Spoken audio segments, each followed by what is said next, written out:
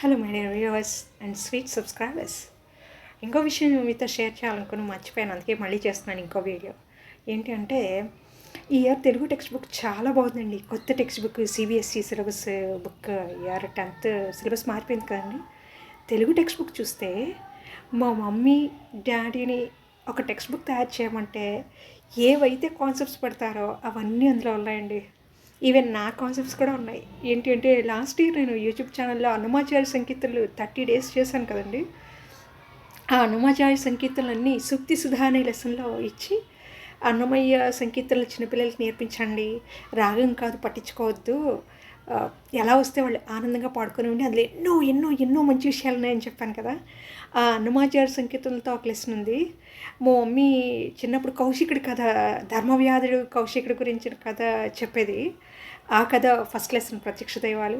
అలాగే a letter to a teacher, Abraham Lincoln టీచర్కి తన కొడుకుని ఎలా చదివించాలి అని ఒక లెటర్ రాస్తాడు, ఏమేం చెప్పాలి అనేసి. అది ఉంది. అది మేము ఇంగ్లీష్లో చదివాం అనుకోండి, కాకపోతే అది తెలుగులో ఉంది, ట్రాన్స్లేట్ చేసి తెలుగులో ఇచ్చారు, భలే బాగుంది.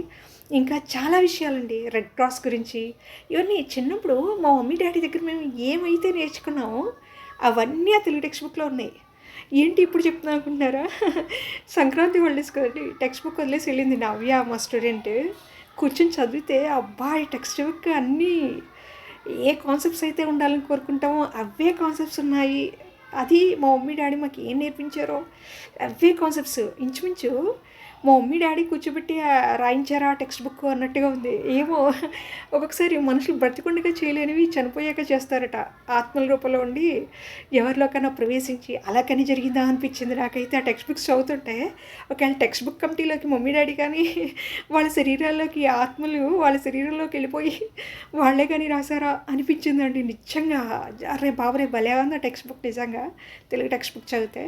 కాకపోతే బ్యాడ్ ఏంటంటే, మాకు ఎన్నో మంచి విషయాలు తెలిసి, ఎన్నో విలువలు, మోరల్ వాల్యూస్ తెలిసి, జీవితంలో వాటిని ఆచరించాల్సిన సమయం వచ్చేటప్పటికి ఆచరించలేకపోతున్నాం.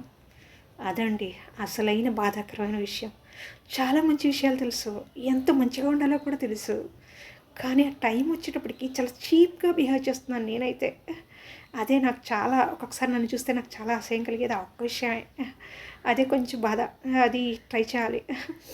ఏదో 10th ఎగ్జామ్స్, ఇంటర్ ఎగ్జామ్స్ రాసినట్టుగా చూడండి, మార్చిలో పాస్ అవ్వకపోతే సప్లిమెంటరీలో పాస్ అవ్వకపోతే మళ్ళీ మార్చి అలా రాస్తుంటారు కదా 10th ఇంటర్.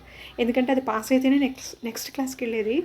అలా మొత్తానికి జీవితం అయిపోయే లోపల నేను ఆ జీవితం అనే ఎగ్జామ్లో పాస్ అవ్వాలి, మంచి వాల్యూస్తో, ఉన్నతంగా ఆదర్శంగా ఉండడానికి ఆ తెలుగు టెక్స్ట్ బుక్ చదివితే ఏం ఇన్స్పిరేషన్ అనిపిస్తుందంటే చెప్పలేను నిజంగా. అందుకే మీతో షేర్ చేసుకోవాలనిపించింది. ఆ కాన్సెప్ట్స్ అవి మమ్మీ డాడీ ఒకసారి గుర్తొచ్చారు నిజంగా. అంత మంచి మంచి కాన్సెప్ట్స్ ఉన్నాయండి అందులో. కాకపోతే నేనే అవన్నీ తెలుసు, ఎలా ఉండాలో తెలుసు, ఆ టైంకి మనల్ని మనం నియంత్రించుకోగలగడం అనేది ఎంత కష్టమైన పనో, అది చేయగలిగితే ఎంత గ్రేటో. అంతే కదండి, చాలా కష్టమైన పని చేయగలిగినప్పుడే మనం గ్రేట్.